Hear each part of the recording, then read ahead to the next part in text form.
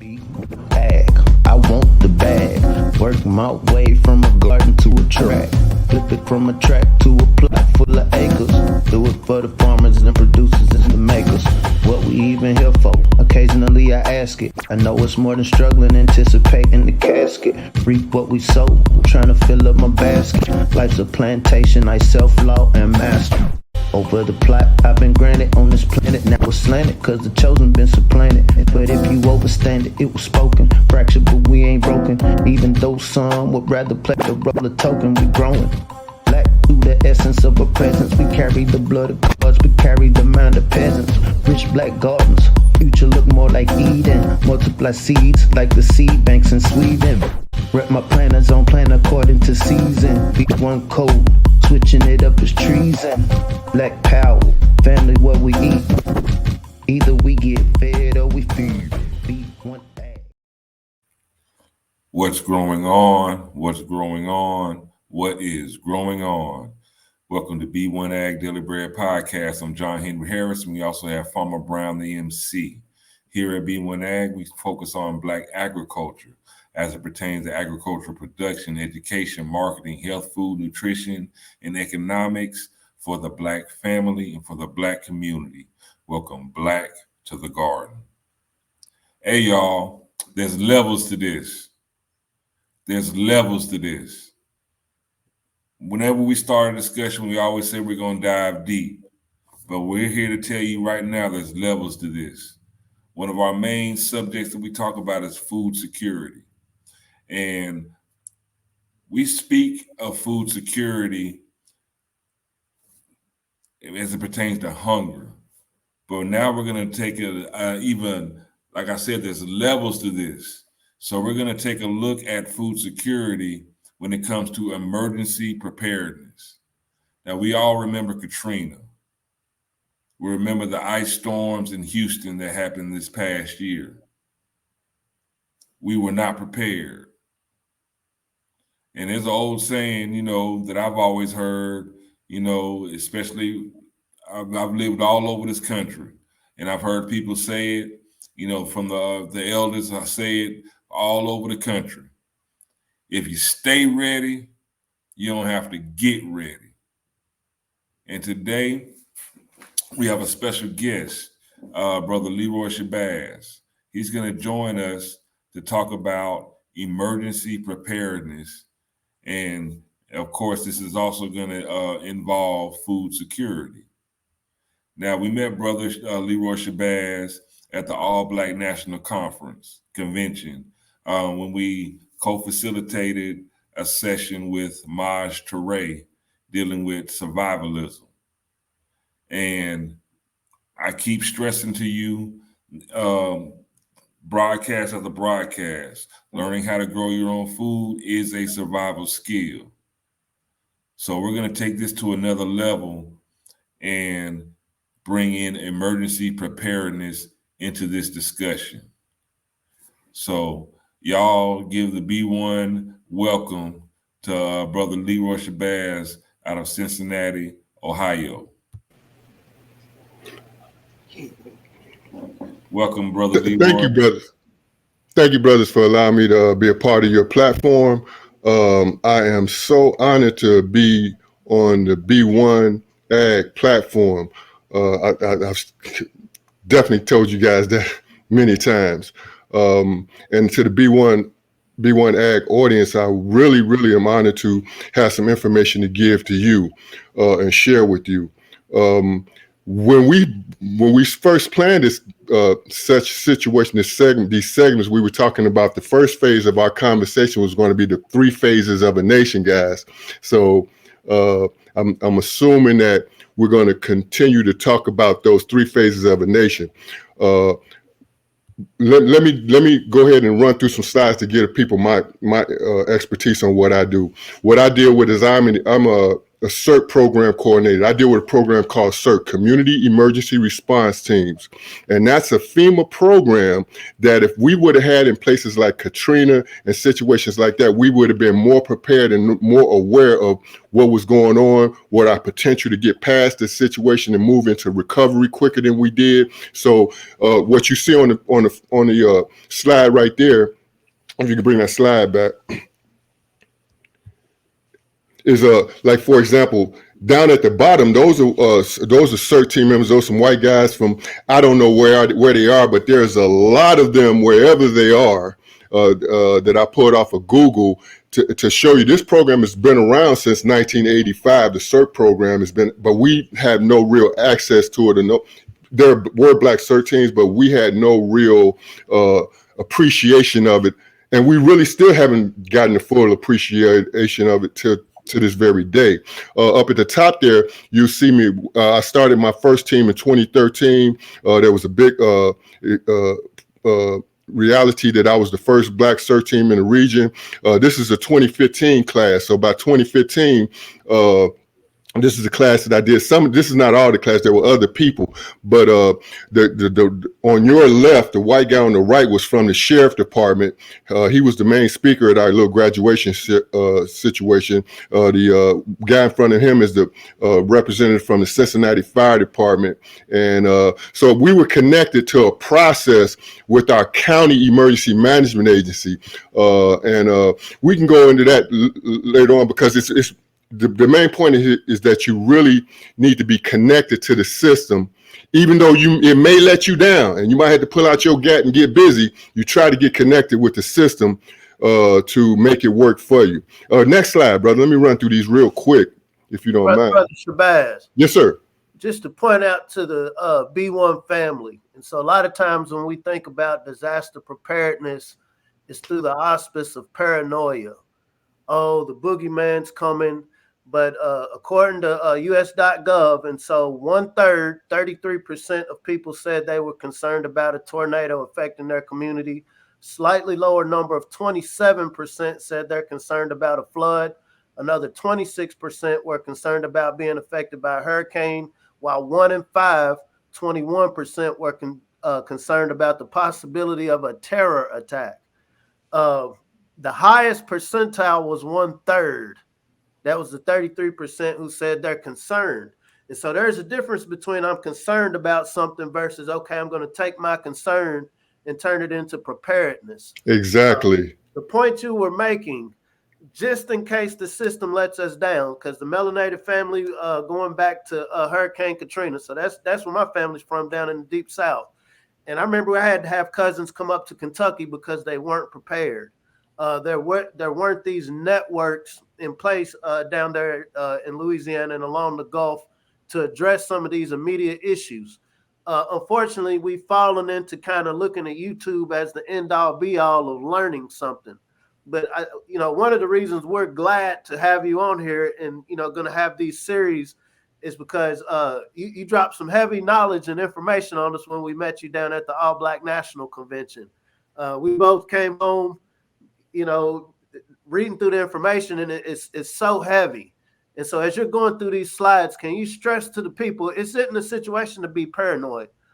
We actually see this as an opportunity for us to take initiative and take charge of our outcomes. And so as you go through these slides, really point out to the melanated family why this is important. This isn't a thing to just brush to the side. This is a very accessible action item, depending on a person's intent. Yes, sir. Yes, sir. And again, before the show started, we talked about the fact that this is not a doomsday reality that I'm speaking to, but there are some hard times coming, and some situations that are coming, be it natural or there's some planned stuff that's about to take place. So people that are worried, when they worry and don't do nothing, what you do is you saying you're just going to wait for the system to help you. Now, if you black, if you are ADOS, American Descendants of Slave, and you in America, and you dumb enough to wait for white people to really help you when you can actually go do something for yourself, you are a plumb idiot. But people are going to do that even after hearing what I just said right there. But this CERT program, it actually teaches you some specific things to do, and it again gets you in communication and in connection to the government process. Now, the United States government has been dealing with disaster preparedness, disaster stuff since its beginning. But what's going on right now is that after 9/11, and you can call 9/11 whatever you want to call it, after 9/11, now you got the Department of Homeland Security. You got a whole situation of control and response, and we need to be connected to that control and response, because that situation of control and response, when I first went to become a CERT instructor, I went to my Hamilton County Emergency Management Agency. A white guy came out and to answer my questions about it, told me he didn't know what I was really talking about, sent me on a wild goose chase. Come to find out, this was the white guy that was in charge of the county CERT program. Okay, so it's not an easy situation to walk into because you have institutional issues in the system. So did I answer pretty much? Maybe you can put me on point, brother, because I can't tend to drift off on. Yes, and so the first conversation we had, we were just talking about because my job is in cooperative extension. These are state government resources. These are real resources. We know that we've had a very contentious relationship with the governmental structure, but I can speak through my experience, yours as well.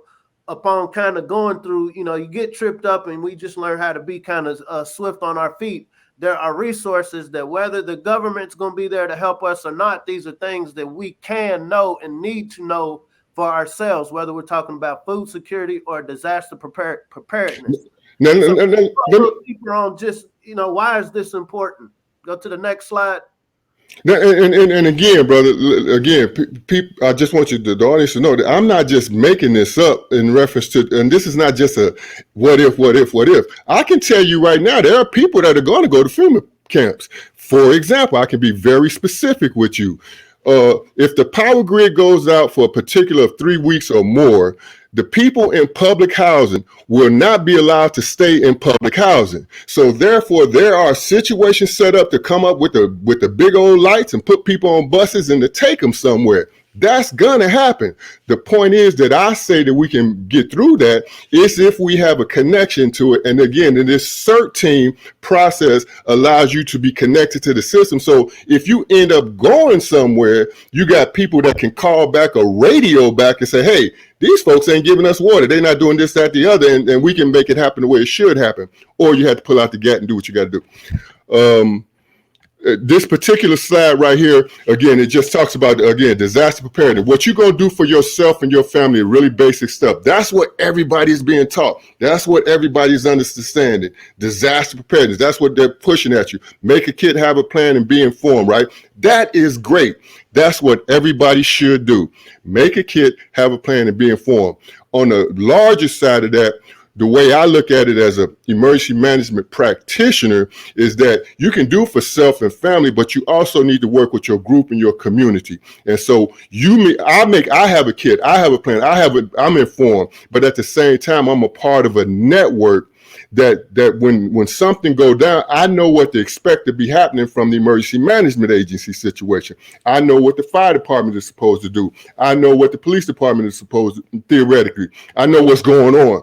And at the same time, I should be able to let my community know that, hey, we got a CERT team here, and we are able to handle the situation and let you know what's going on, as well as if it was an earthquake. We know triage, we know medical triage. We're able to hold on to people until the first responders will get there. That's what one of the aspects of CERT. So the next slide will show even more what the initial training is. And again, for the B1AG audience, one of my reasons for being on here is to say that if you're ready to get CERT teams in your area, I'll be willing to come to your area and help you do it. I'll be willing to make sure that you get the teams. They're your teams, but you are better connected than what you was without these teams. Again, looking at this next slide, just right here on your left side, looking at the slide, the basic training is 21 hours of training, 21 to 28 hours of training. And what you're going to get is the training modules in the manual that the FEMA gives is a disaster preparedness, command capacity, knowing what's going on, fire safety. Yeah, I gave the brothers the manual, the recent training manual. There are modules in there for you to learn. And again, this is basic training. You're going to learn something about light search and rescue. You're going to learn something about medical operations so that you can handle and know how to hold that patient to the best of your ability until help arrives, until the first aids get there. And in a major situation, it can take a long time.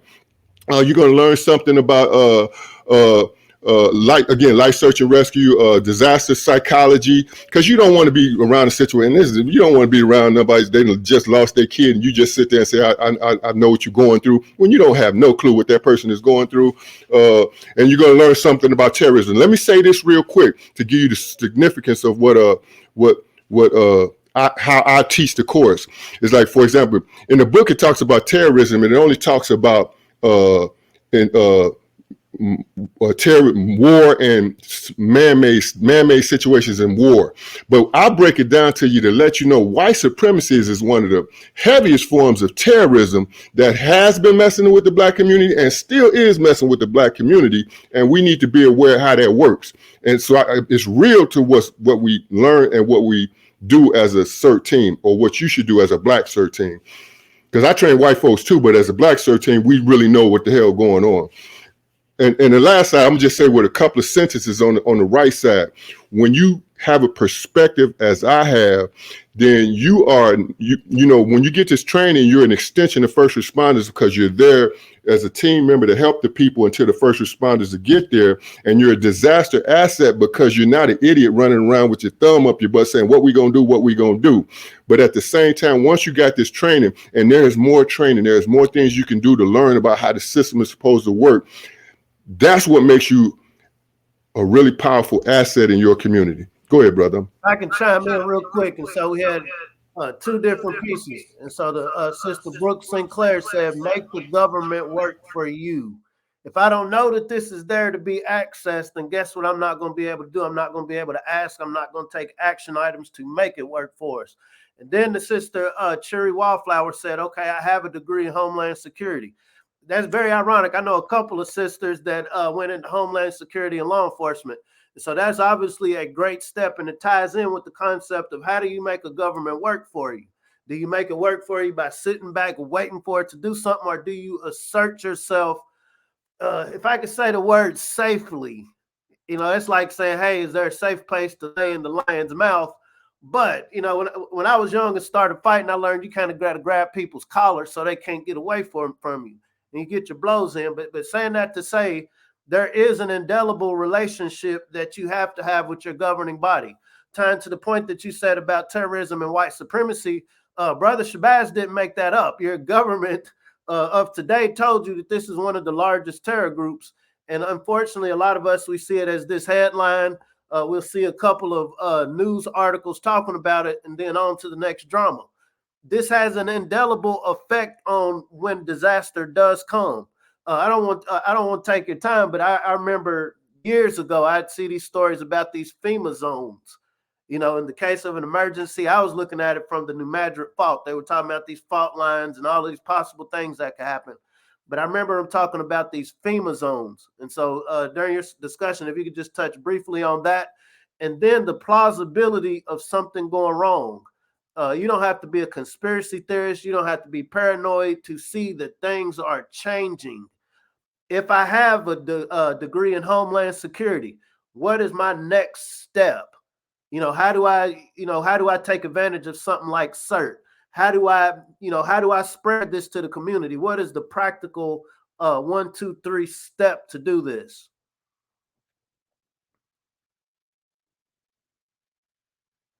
So, boy, there is so much that you just said right there, to the point where I have a YouTube channel, right?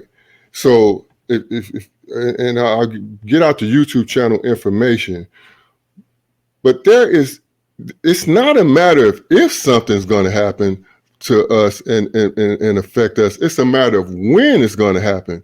And that might sound like a lightweight statement, but for example, you talked about the 10 FEMA regions, right? You mentioned that. The United States is divided up into 10 FEMA regions, right?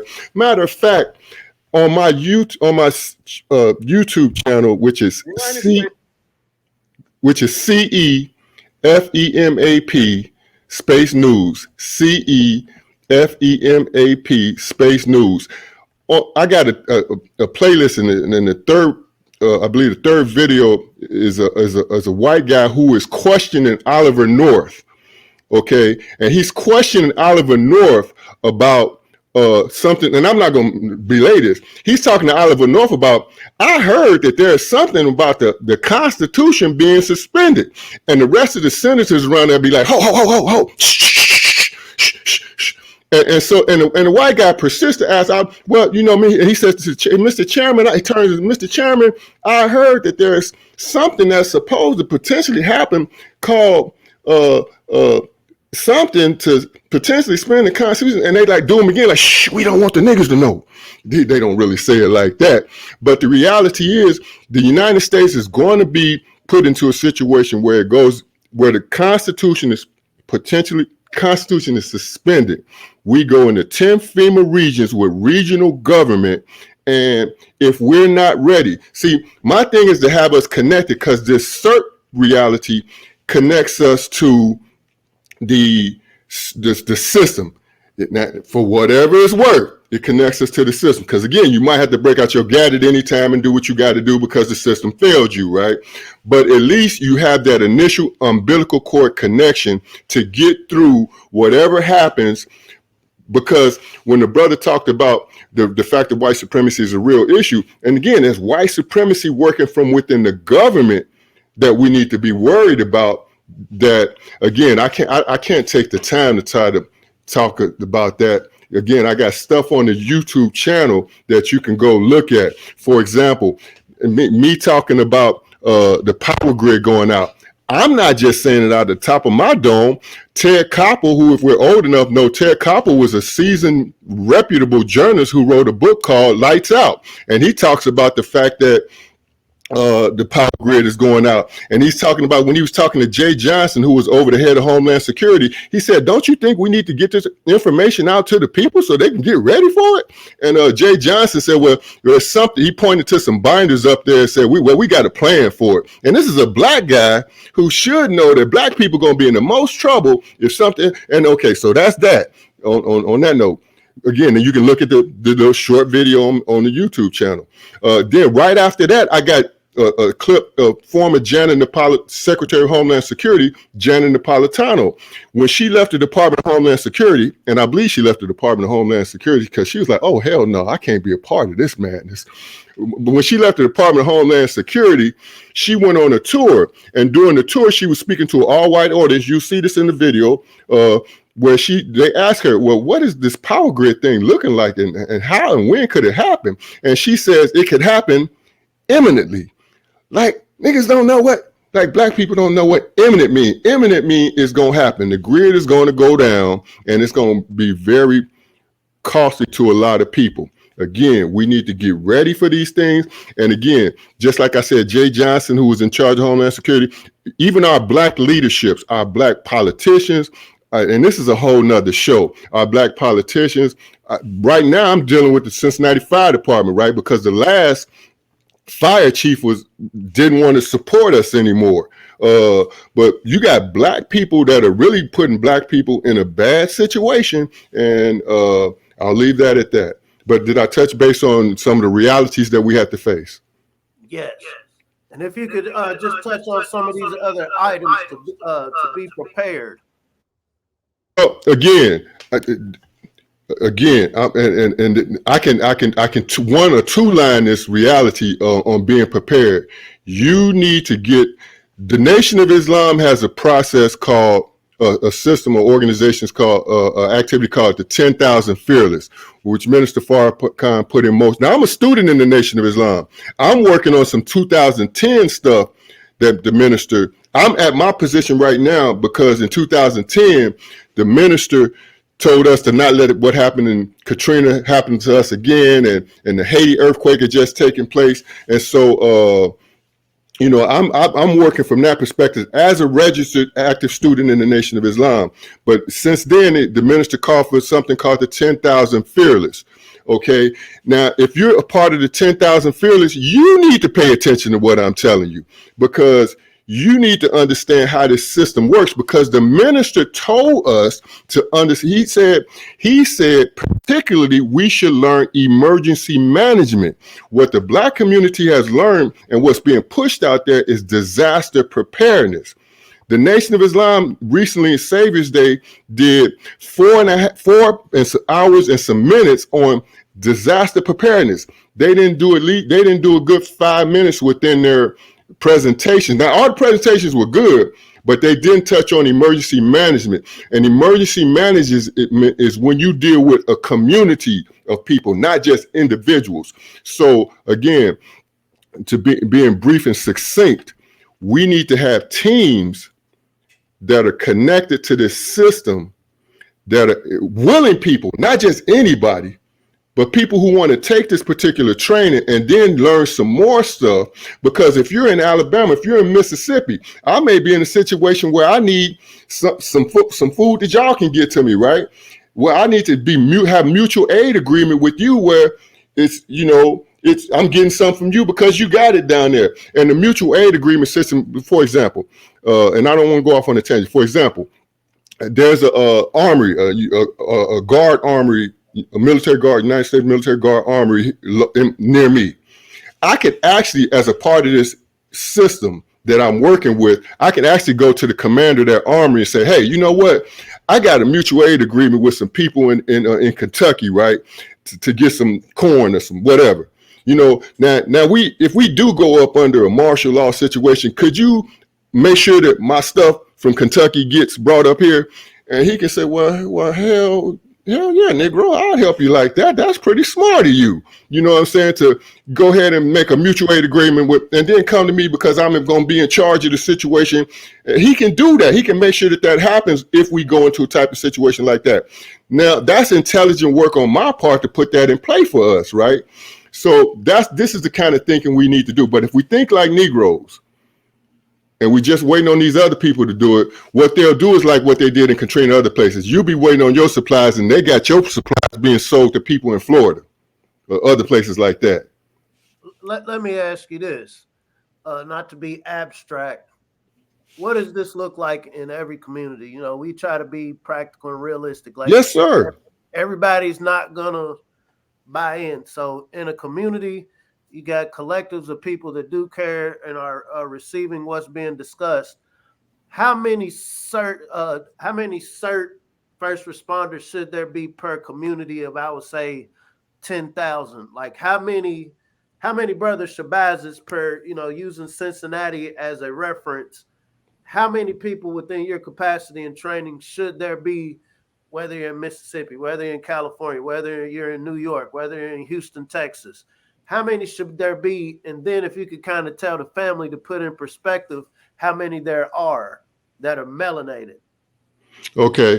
Very, very good point, brother. Very good question. And we started our team off. I was working in the computer lab working with a sister, and she said, brother, we need a resident council over here, brother Leroy. And I was like, cool. Let's start a resident council. And so we started a resident council in a particular housing development, public housing development, right? And we started a team for that development. And so that team should represent that development to the system and making sure that all those people, even though, and if you got a good team, be it 12, be it 15, be it 20 people who want to be involved, that's your core team. Now, down the street from that, that public housing is a whole community. That community council should have a CERT team connected to it to represent that community, some committed people. I'll even say this and point out to this. FEMA has 5 programs in a folder. One of the programs, the only program, and CERT is one of them. The other program that Black people know about is Citizens on Patrol. But all we know about Citizens on Patrol as a program is like it might be some old people driving around telling on people, something to that effect, right? But that program can be so much more, just like I'm trying to say that the CERT program can be and should be so much more for our community. Now, what has happened in my experience is that I approach community councils. These are the official community councils that are connected to the city process and the government process, right? But then what you do is you run into this niggerism stuff where it's like, hold on, brother, you coming in with a little bit too much strength. It's too much force. You a little bit too black. You a little bit, and then you already got a bucking situation from the establishment. Like, no, we don't want you to have that much insight into being able to help yourself and do. We want, you to lean on. So, and getting back to specifics of your question, every community council should have a CERT team connected to it, right? And there should be potentially sub groups connected in the community connected to the community councils or the resident. You follow what I'm saying? If you live in an area where you just like got about 40 or 50 houses and a couple of apartment buildings, then if you got a team right there, at least the people should know, because some people ain't gonna want to have to do nothing with what you're talking about. Nigga, I don't care. I ain't worried about it. I don't pay that black stuff. You might get some of that, but at the same time, when dude will hit the fan, you be like, hold on. They be like, hey, did you say something about we knowing where our water gonna come from? And you be there for them. You follow what I'm saying? Because your team knows where the water is coming from and know where the water should be coming from. So in reference to black CERT teams, I was introduced to this process about CERT through some brothers. Like there's a Captain Rudolph in New York from the Nation of Islam, and Captain Khalid in Texas. In 2010 at the Nation of Islam's convention, they told me something about the CERT program. So they have the CERT program, and for them, Captain Khalid down in Texas, I know they were probably credentialed and working with their community council because their county, because their people whoever the people were down there in charge were kind of lenient toward them, and so they had a good situation.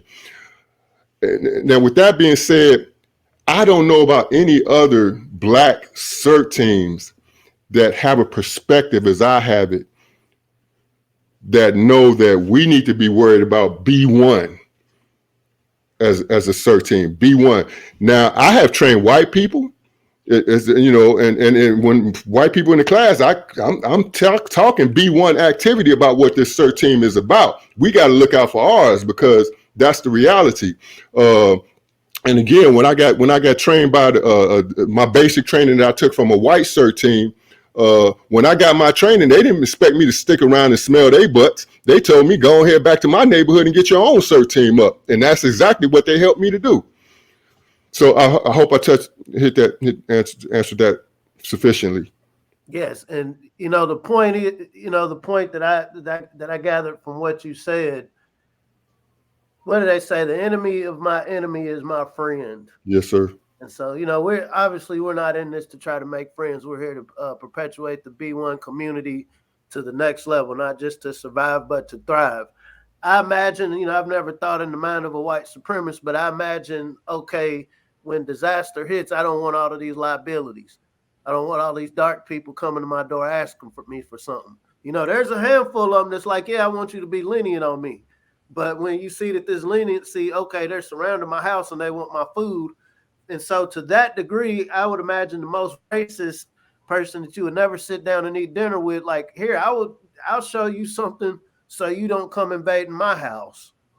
Exactly. And sir, let me tell you, Farmer Brown, the reality is, again, on my YouTube, on the website I got, the bottom line is that FEMA recognized something called a zombie apocalypse. They recognize a zombie apocalypse. They recognize that people ain't getting ready for what's about to happen. They know people ain't getting ready. And then, CC, I can go deep into this stuff to the point where, like, FEMA know that they're going to end up cutting the food off to the people who ain't ready. Man, this is an ugly situation. So the zombie apocalypse is what I'm speaking on right here, right now.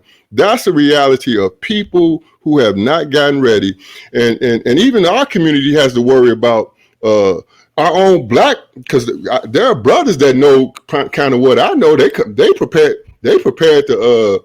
I had to slap some of my sons talking about going to take something from somebody in the hood, just because they got the weaponry to do it. I got to convince them that no, we need to step up and if necessary, protect our community and try to get them through it. Now, with that being said, I understand the reality of black preppers. There's a sister that I'm looking forward to working with named Sharon Ross. She's a black prepper. You can find her on YouTube as Afrovivalist, Afrovivalist, and check her out. But there are preppers out here who say that, Brother Leroy, you trying to get the community ready and stuff like that, man, you going to get yourself messed up trying to help the community. But the reality behind that is that as black men, we should be stepping up and being complete men to control. This is the whole reality of what white supremacy is scared of. We're going to man up and start taking care of our community. And then let's get back to the subject of agriculture. And then we're going to go back and figure out how to sit down at the dinner table and feed our people some good food and create a new paradigm that's going to produce family and sitting down. That's the whole reality of what we're trying to get to. I hope, because today was just like kind of getting the people's tongue wet, right? Because we're going to do a whole series with Brother Shabazz. This is very timely. I don't believe in any such thing as coincidence. The All Black National Convention was life changing for me, being around that many, because I've been stuck up here in Kentucky for a while since the lockdown, right? I hadn't done much traveling, and so to be around that many codified melanated family who's really not just focused on pointing out what's going wrong, but really focused on solutions. And, I was fortunate to meet a lot of people there, but, that interaction, it was a very brief interaction we had when we first met in the first session. And it makes all of the sense in the world. But before we started this podcast, we were talking about this is war. Our family, I don't think people understand, there's a difference between metaphor and reality. This is a reality. That there is a war on many different levels. What do they call it? A multi-dimensional chessboard. And when you think about obviously we have Louverture, Toussaint, and we've had other war generals, but I think one of the more popular ones is Napoleon Bonaparte. He was a successful war general because they mastered food preservation. He was able to feed his soldiers so they could continue whatever campaign they were on. So when we talk about this melanated community, when we talk about this army of just caring people, any war that was going on, you never had the whole population at war. It was the soldiers. It was the militants. The relationship that you're talking about, man, I hate to jump around because this conversation is going to go deep. You brought up about your sons. I'm thinking about the drama going on right now with young Dolph. We'd like to send our condolences to his family and loved ones. There's this thing called drill music, right? And it's, it's spreading like wildfire. And this is just this embracing us gunning each other down. The sister Vicky Dillard touched on it earlier, saying these are our warriors. These are our warriors. When it comes to combat, let's just be honest. These are the individuals more predispositioned to defend. And so when we think about this, what are we defending? Are we defending somebody's property that we call our hood? Or our block? Are we defending these networks, these CERT networks, these emergency response networks that, okay, brother, while you doing the defense of the land and the resources, I'm putting together this plan to make sure people are safe, making sure we have options. I mean, if you want to go to the FEMA camp, that's cool. But we, because some of us, you said 20 within the community have sat and planned this out, we have other options if that's the direction you want to go. We have protection along this, what do they call it? The Great Migration, the Trail of Tears. We didn't have drillers when our ancestors were on the Trail of Tears. We have drillers now. We have internet. We have information. Like you said, radio. And so once again, it goes down to a code, but really understanding that there is a real live war going on. Yes, sir. Multiple fronts. If you talk, and I ain't going to talk your head off, man, but you... No, sir. If I can, I feel you. It means I feel the words that are coming in out of your mouth and they hit my eardrums. I feel you. If you listen to white, I try to listen to everybody that has something to say. I'm a lifelong learner. If you listen to the most extreme right-wing factions right now, they literally see themselves as being under attack, at war. They frame their lived experience. These are your white supremacists, right? They frame their experiences, I'm under attack. Within the ag community, there's this concept: when a white farmer catches a cold, the black farmers catch pneumonia. That would apply to me when it comes to a community. If they see themselves at war, what does that mean? What does that mean for us? Can I interject here, brother? Again, I work with a FEMA program, right? And people need to understand FEMA is an aspect of the military and the government and the military establishment, right? FEMA ain't really trying to keep me alive as a citizen. FEMA is trying to keep the state, the federal and the state to the county level alive. That's their priority. When you get down to these cities, that's a whole different conversation for what's going on with stakeholders and other little things that you can call these people in the cities that's running stuff. But FEMA is an aspect of the government and the military, right? That's very important. And in the papers I gave you guys, a couple of sheets that I gave you guys when we were at the All Black National Convention, right? One of them was a diagram about war. And one of the things I pointed out is that when the military goes to war, they just don't go like, we just fighting, we just gonna run over here. Let's run over there. No, let's run over here. No, they got plans. There's objective, there's offensive, there's mass, there's maneuver. There are principles that they use. And then once they take a country, they don't just like, oh, we got the country. Now what we gonna do with it? There's something called the United States Department of Aid in the United States Department of International Development. Anyway, it's a department that takes over when they take the country, and they find the people from that country who want to do what they want them to do, and they give them the capacity to do what they want to do. Now, you brought up Vicky Dillard and a quick mention, because what Vicky Dillard and what Yvette Carnell and some of these other people that are really talking about our black leadership, they are pointing out that our black leadership is no better than the people, for the most part, who our country has been taken, and then they done found the right black leadership to put us in a situation to where, we not getting what we need as the real people, but they in leadership doing their thing, and they sucking off the biscuits and the stuff like that.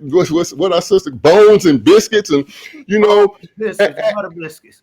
And this is and brothers and sisters, this is not just a political conversation. This goes to a biblical point in reality, because really you got preachers involved with this sellout situation with us, and if they. It's going to get ugly if we leave those people in their leadership. So again, what I guess what I'm looking at here is a point of conclusion of what my statement is that we need to really support this black network.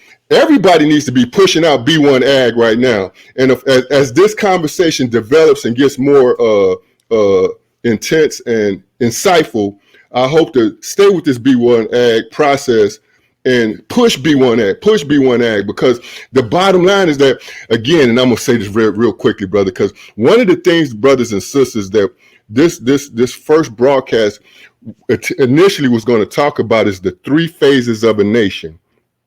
And the first phase of a nation is its agriculture phase.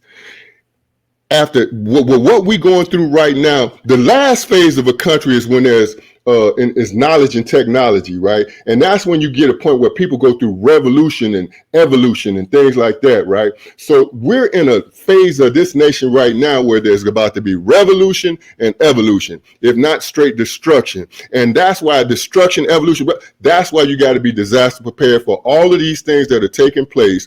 And if we don't corral our leadership with the new black media that's trying to push the new paradigm of change, then we're going to be in a bad way, because the CERT program that I'm trying to push and the 10,000 Fearless, we need to be connected to our people. We need to be connected to the legal structure as an umbilical cord until we can break away with the reparations, whatever we're going to do. I'm done. Just wetting the tongue, family. Uh, I ain't gonna front. I ain't gonna front. Sometimes it is frustrating the menial things people find to be disgruntled about. Why do you got yellow glasses on? Uh, John, your voice is too deep. It's like, do you hear what's being said? Either it's right or it's wrong. What we have going on, and you hit it. This is so much deeper than human activity. There is an indelible spiritual component to this, to me, and I can only speak for myself, right?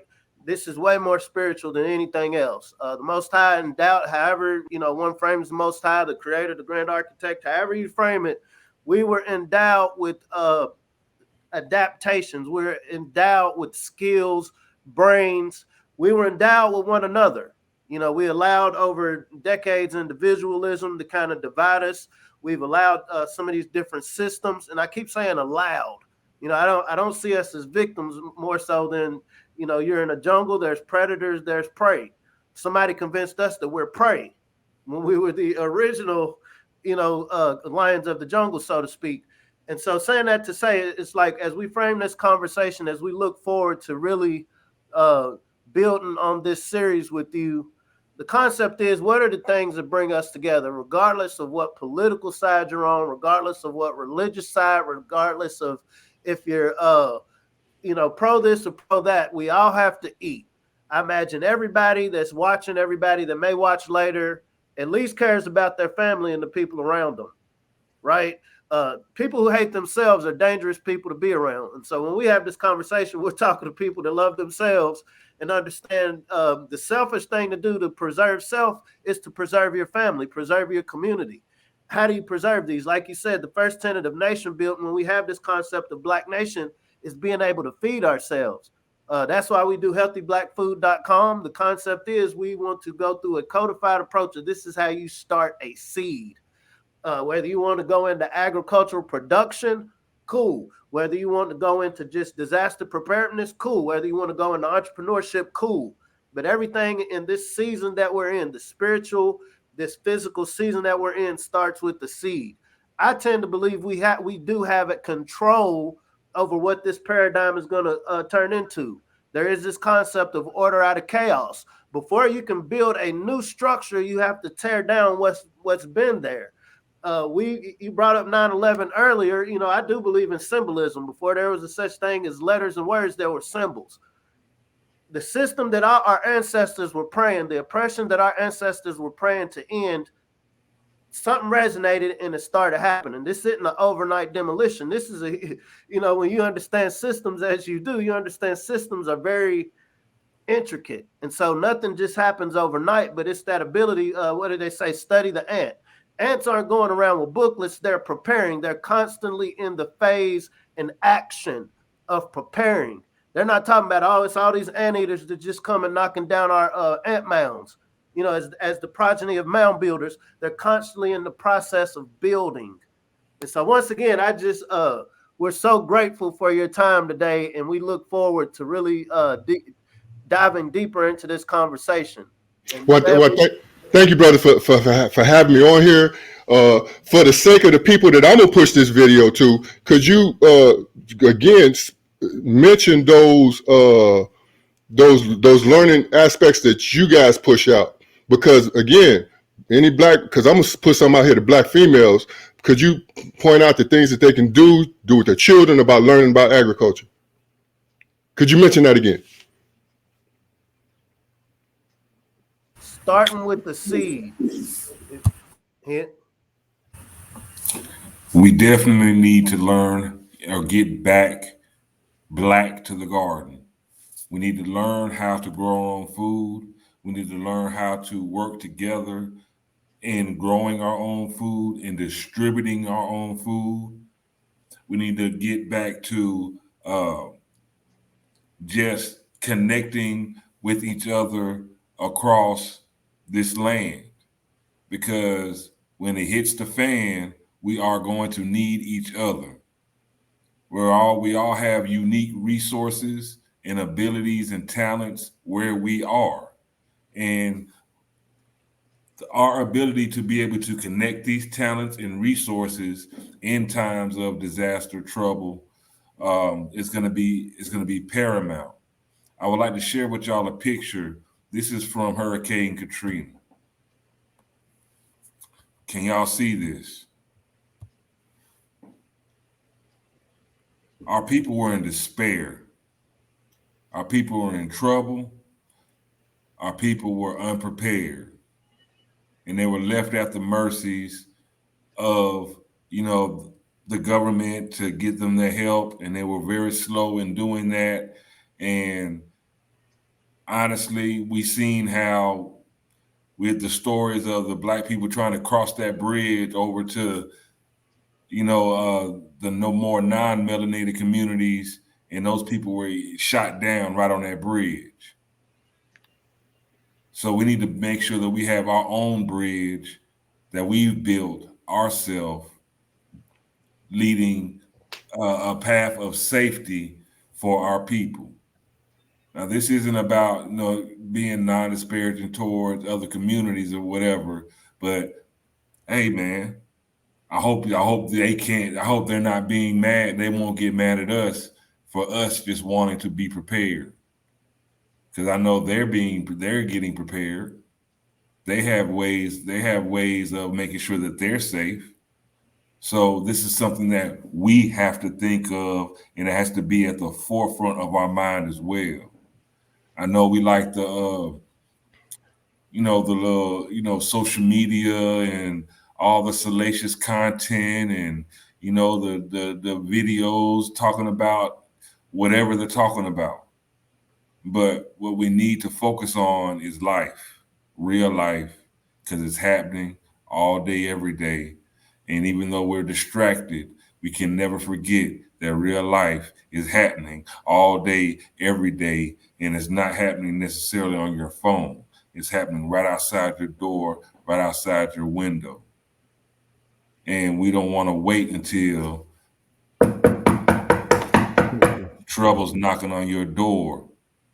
We don't want to wait till that trouble's knocking on your door to be like, oh, snap. When trouble knocks on your door, we be like, I knew you were coming. I already know what to do. I'm ready. So disaster preparedness, emergency preparedness, food security, all this goes hand in hand, because when disaster strikes or when an emergency happens, food and water, shelter, we need to have these things mapped out and ready to go. And that's what we want for our community. That's what we want for all communities. All peoples need to have this, but we need to make sure that our community is prepared as well. Because again, this is B1. We need to make sure that we're ready. Because situations like this picture, where we gotta cry for help and wave a flag just to kind of remind them, hey, we're Americans too. Y'all can help us too. Please help us. Nah, we need to make sure that, we're ready. We don't want to be in despair. Now, we talked about, I know y'all mentioned earlier about the zombie apocalypse. And this, in my theory, when it comes to zombies, we've seen the zombie movies, people walking around. in my opinion, in my humble opinion, a zombie is nothing more than desperate people. That's famous opinion too, brother. Desperate people, man. Hungry people, desperate people, people in despair, in mass. Those are zombies, because they are coming to get whatever they can get. They're going to grab what they can grab, and they're going to do whatever they feel they need to do to survive. So we need to make sure that in case of an emergency, natural disaster, grid goes out, anything can happen. I don't even want to, put this out in the atmosphere too much, but we just want to make sure that we are ready, so we don't have to get ready. If you stay ready, you don't have to get ready. So this is going to be a series, y'all. This is just to get our, dipping our toes in the water, just to make an introduction. This is going to be a series. We're going to make sure we're going to do our B1AG. It's going to make sure that we do our part along with brother Leroy Shabazz. We're going to do our part to at least present to you. This is what's available for us. This is what you can do for yourself. And this is what you can make sure that you and your family, your loved ones are secure, and how we can link to make sure that all of our loved ones, our families are secure and we're prepared. And when it goes down, because it's going to go down, because it always goes down. Natural disasters happen. Look at Haiti. Look at Houston. Look at Hurricane Katrina. Look at New York when all the floods. These things are happening more and more frequently. And again, this is biblical. There are a lot of biblical connotations. So, what side of history do you want to be on? What side of righteousness do you want to be on? What side of Savior being saved do you want to be on? Let's not be in a position of needing help. Let's be in a position of we're ready to help. Let's not be in a position of despair. Let's be in a position to bring hope. This is the power that being prepared can do for us and our communities. Just being prepared. We won't being prepared does not bring despair. Being prepared brings hope. It's strength. It's power. Any final words, fellas? I would say that if anyone would like to know specifically, take a good specific look at what CERT is about, I have a website. It's CECERT.org. CECERT.org. And as soon as you get there, you'll see something that says, what is CERT? It's a video to give you a 5-minute video about the training, a 3-minute video about the training, stuff like that. So check that out. And of course, the YouTube channel. Again, I'm honored to be here with you, brothers, and look forward to, let me say one quick thing. Again, just to wet the whistle. When we talked about the phases of a nation, there's the agricultural phase, the second phase is the industrial manufacturing phase, and the third phase is a knowledge technology phase, right? We're going to go more into that in the future, because right now we're looking at the agricultural phase, because that's why they brought us over here, y'all, and we can go more into that. Starts with a seed. You muted, bro. We're planting this seed, y'all. We're planting this seed for hope, preparedness, and hey, like I said, we'd rather be in a position to help than to need to be helped. So let's get started early. And again, as always, hey, y'all, we're pushing this black algorithm. We're fighting against the algorithm. Funny thing, it's funny how they just don't want such good information to get out to the people. This is all helpful information. And it's funny how the algorithm just kind of stifles this information, but we're pushing against that algorithm, and we're pushing that black algorithm, agriculture, food, growing your own food, being prepared. Pushing the black algorithm. Ancestors, they mastered the systems. We raising your bosses, no victims. Planting that knowledge curriculum. Blessing the boots with the nutrients. The darker the berry, black Nubian. Dropping receipts like I'm Julian. The streets with that food like Peruvian. Trapping the merch and the fruits and the veggies. CSA boxes, my package is heavy. Ship across town in the bed of my Chevy. Printing the mud, growing hard for that baby. If you stay ready, you ain't gotta scramble. Bet on black farmers and growers, no gamble. Reclaiming our pain cause the game is in shambles. Blessed with that melanin, carry the mantle. Mothers and fathers of civilization. Black to the garden with food cultivation. Building back better through black innovation. generation. B1 community growing the nation. Genetically designed to be the dopest, stoking that growth mindset. Codified, now we focus, farming on back on track. Be the fam, break bread with them, pushing that B1AG gorilla. Now, watch me get 'em, watch me get 'em, pushing that B1AG gorilla. Be the fam, break bread with them, pushing that B1AG gorilla. Watch me get 'em, watch me get 'em. That pushing that B1AG gorilla. So everyone, this has been a great show. This has been a great introduction. It's been a great introduction. But there's so much more to come. Trust us, there's so much more to come. Great information. Like I said, we're here to help. We're here to spread great information. We're here to bring strength to the community. We're here to bring strength to the people. So, as we conclude today's show, hope y'all learned a lot. We have a lot more that we're going to share. We're going to bring Brother Shabazz back. There's levels to this, y'all. Y'all thought I was playing, didn't you? There's levels to this. Y'all see that? Y'all see that dirt in the background?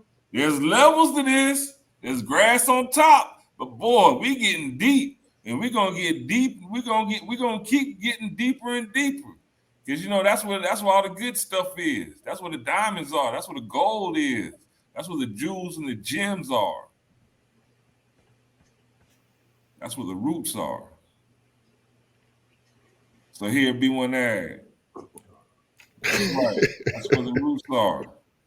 So here at B1AG, we're gonna stay firmly planted and deeply rooted in reality, in love, and preparedness.